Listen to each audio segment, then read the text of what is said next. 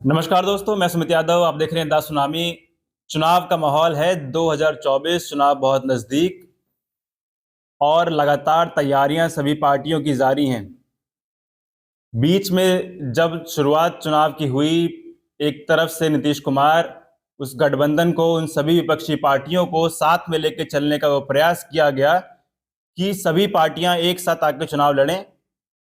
और मुंबई की वो बैठक सभी पार्टियों की, जिसमें इस विपक्षी दल का नाम रखा गया, विपक्षी अलायंस का नाम रखा गया इंडिया, जिसके बाद काफी बवाल मचा। कई लोगों ने, जो विपक्ष, जो सत्ताधारी दल हैं या सत्ता के समर्थक हैं, उन लोगों ने एक अलग अलग तरीके से इसको पुकारना शुरू किया, चाहे वो घमंडिया कहा जाए या कई जगह इंडिया की जगह भारत लिखा जाने लगा और कई जगह INDIA कहा जाने लगा। लेकिन इंडिया बोलने से कई लोग कतराते हुए नजर आए। मेरे हाथ में बसावन इंडिया का लेटेस्ट एडिशन मैगजीन, जिसका कवर पेज यही है, इंडिया बनाम भारत। और बसावन इंडिया के संपादक आज हमारे साथ मौजूद हैं। इनसे बातचीत करेंगे आगे आने वाले चुनाव पर भी, और इंडिया बनाम भारत की क्या चर्चा है उस पर भी। बहुत बहुत स्वागत है नरेंद्र चैनल पर। धन्यवाद। शुरुआत यहीं से करते हैं, आपके कवर पेज से ही। इंडिया बनाम भारत, ये चर्चा तब शुरू हुई जब इंडिया अलायंस बन के तैयार हुआ। मुंबई की बैठक में उन सभी दलों का जो गठबंधन था, उसका नाम इंडिया दिया गया। क्या है इंडिया बनाम भारत? सुमित जी, मैं आपको ये बताना चाहता हूँ कि इंडिया बनाम भारत बीच में काफ़ी चर्चा पे रहा। जब G20 के दौरान राष्ट्रपति महोदय के जो द्वारा आमंत्रण पत्र भेजा गया था, उसमें प्रेसिडेंट ऑफ भारत लिखा गया था। इससे पहले बीच बीच में स्वामी रामदेव जी के जो प्रोडक्ट हैं उस पर भी मेड इन भारत लिख के आता था। भारत और इंडिया की लड़ाई तो बहुत पहले से ही शुरू है, लेकिन अभी चर्चा में जल्दी आई है। और हम समझते हैं कि जो जो इंडिया है, इंडिया ये बहुजन के मुफीद है। जो बहुजन कॉन्सेप्ट है, जो बहुजन, जो भारत की सभ्यता थी, इंडस वैली सभ्यता, मतलब हड़प्पा सभ्यता या इंडस वैली सभ्यता जो थी, उस सभ्यता से आया है। ये वो सभ्यता बहुत ही ग्लोरियस, मतलब गौरवशाली सभ्यता थी, जो मतलब तत्कालीन जो सभ्यताओं से बहुत आगे थी। वो हमारे पूर्वजों की वो कठिन परिश्रम का नतीजा है। और ये इंडिया वहाँ से आया है। भारत के लिए भी अलग अलग वो कहा जाता है कि भारत देश का नाम भारत कैसे पड़ा। इसको लेकर दो कॉन्सेप्ट हैं। एक तो जो है शकुंतला के पुत्र भरत, और दूसरा रामायण के जो भरत हैं, दोनों के नाम से भारत बना है, या दोनों को ही एक मान लेते हैं, दोनों में से। लेकिन जो भारत, वो भारत है, और वो भरत है, वो पुरुषवादी है, पुरुषवादी नाम है। लेकिन इंडिया में ऐसा कुछ नहीं है। इंडिया जो है, जो एक स्थान का, जो इंडस वैली सभ्यता थी, वहाँ से आया है, तो उसमें वो उसकी एक अपनी अलग ही पहचान है। लेकिन अभी जो ये इंडिया बनाम भारत की जो लड़ाई अभी जो चर्चा में रही, वो उसका इस सभ्यता से या पुराना इतिहास से कोई, मुझे लगता, खास वास्ता नहीं है। वर्तमान में जो राजनीति है उसका इससे ज्यादा लेना देना है। जी नहीं, तो राजनीति देखिए, नाम को लेके राजनीति तो बहुत पहले से हो रही है। नाम को लेके राजनीति है। प्रयागराज का, सॉरी, इलाहाबाद का प्रयागराज हो गया, फैजाबाद का अयोध्या हो गया, और बहुत से नाम बदले गए, और अभी बहुत से नाम बदले जाने हैं। तो जो नाम की राजनीति वो बहुत पुरानी है और बहुत बहुत पहले से चली आ रही है। वो न कि भाजपा सरकार में ही रही है, इससे पहले की जो सरकार, अखिलेश यादव सरकार थी, सपा की, उसमें भी उन्होंने नाम बदलने का काम किया था। कई एक जिलों का नाम उन्होंने बदल दिया था। तो इस तरीके का चलेगा नाम बदलने का। अब इंडिया, ऐसा संयोग कहा जाए कि उन्होंने जो गठबंधन बना उसका नाम INDIA है। तो अब चूंकि कि कोई अपना नाम इंडिया रख लेगा, तो इसका ये मतलब थोड़ी है कि हम अपने जो है, इंडिया जो है, बाबा साहब अम्बेडकर ने इंडिया को पहले वो किया है। India that is Bharat, Bharat का जो संविधान का पहला अनुच्छेद है, उसमें उन्होंने पहले ही सबसे पहले इंडिया शब्द का ही जिक्र किया है। India that is Bharat. मतलब इंडिया और भारत दोनों एक है। जी, दोनों एक है, और जो इंडिया का पर्याय है उसको भारत कहा जाएगा, चलिए माना जाएगा। हम जो है वर्तमान राजनीति पे लौट के आते हैं। तो जो इंडिया बनाम भारत की हम लोग चर्चा इस समय कर रहे हैं, वो मुंबई की बैठक के बाद, सभी दलों की बैठक के बाद इंडिया अलायंस उसका नाम रखा गया, इंडिया उसका नाम रखा गया INDIA। जी। क्या लग रहा है इस समय, क्या परिस्थिति है इस वर्तमान राजनीति की?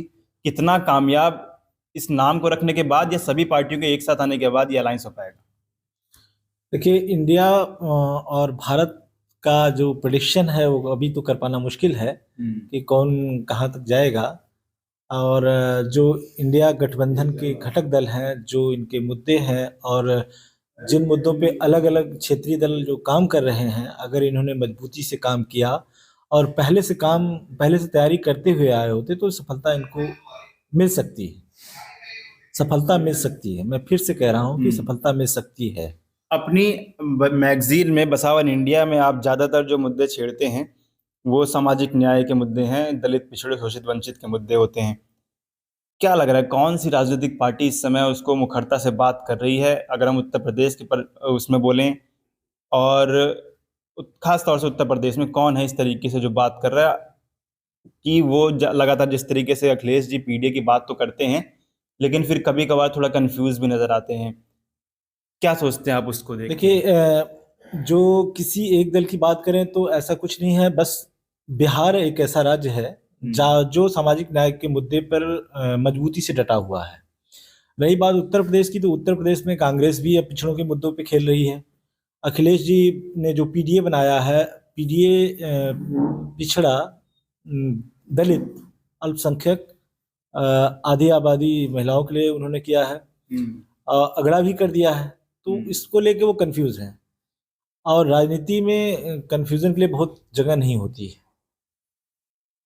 मुझे जहाँ तक लगता है कि बहुत जगह नहीं होती है कि राजनीति में इस तरह की चीज़ों के लिए। और रही बात कि अगर PDA है उनका है, तो इस तरह की बहुजन हिताय बहुजन सुखाय के कॉन्सेप्ट पे बसपा भी काम कर रही है। और भाजपा का तो नारा ही है सबका साथ सबका विकास। तो अगर PDA में सभी कोई शामिल है तो बचा कौन?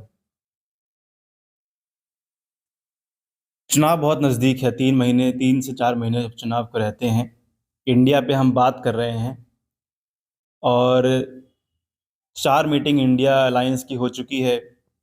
अब इंटरनली कुछ बातें सीट के बंटवारे की भी चल रही हैं, चर्चाएं हो रही हैं, सूत्रों के हवाले से खबरें भी आ रही हैं।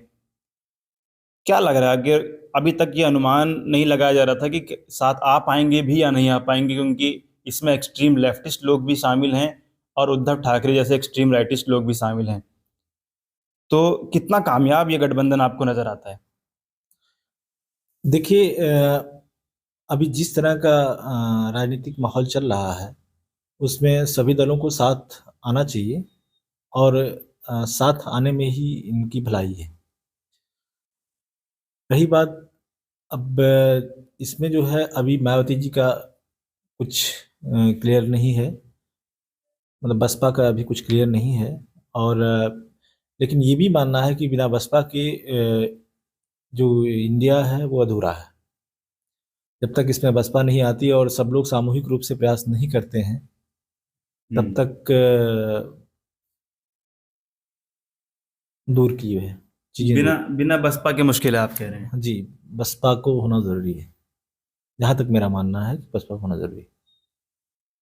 ये चर्चा काफ़ी, चौथी मीटिंग जो हुई दिल्ली में उसके बाद से ये चर्चा काफ़ी गर्म हुई कि इस गठबंधन में बसपा को होना चाहिए, नहीं बिना बसपा की ये चीज़ें मुश्किल हैं।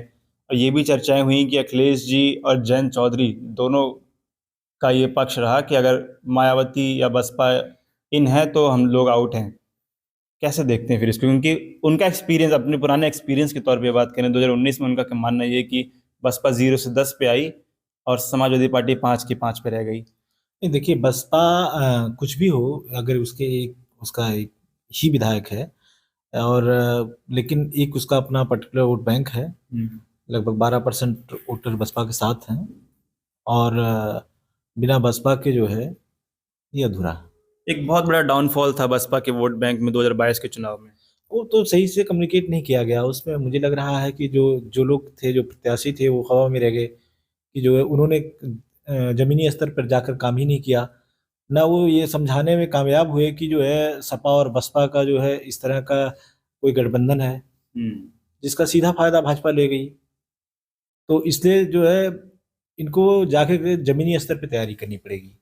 जो जो इस समय जितनी भी राजनीतिक दल लगे हुए हैं आगामी चुनाव के लिए, उनको जाके जमीनी स्तर पे काम करना पड़ेगा। मैं जमीनी स्तर पे देखता हूँ कि जिस तरीके से जो भाजपा है वो हमेशा चुनावी मोड में होती है, जबकि दूसरे जो राजनीतिक दल हैं वो हाइबरनेशन मोड में चले जाते हैं। वो एक सुसुप्ता अवस्था में रहते हैं। अगर चुनाव नहीं है तो वो बहुत रिलैक्स फील करते हैं, जबकि मैंने भाजपा के साथ ऐसा नहीं देखा है। भाजपा हमेशा एक्टिव रहती है, कुछ न कुछ करती रहती है, और इस समय तो वो सत्ता में है, सत्ताधारी दल है, और सत्ता में होने के बावजूद भी वो अपनी हर तरह की जो मशीनरी है, राजनीतिक स्तर पे हो, प्रशासनिक स्तर पे हो, हर जगह से वो तैयारियों से लैस है। अच्छा, पिछली मीटिंग में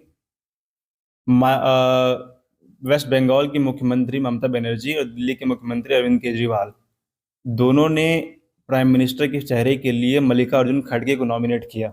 हालांकि उस पर रजामंदी अभी नहीं बनी है, लेकिन कांग्रेस के विरोध से ही अरविंद केजरीवाल की मुख्यमंत्री बन के आए, और कांग्रेस से टूट के ही ममता बनर्जी भी ने पार्टी बनाई और मुख्यमंत्री बनी है।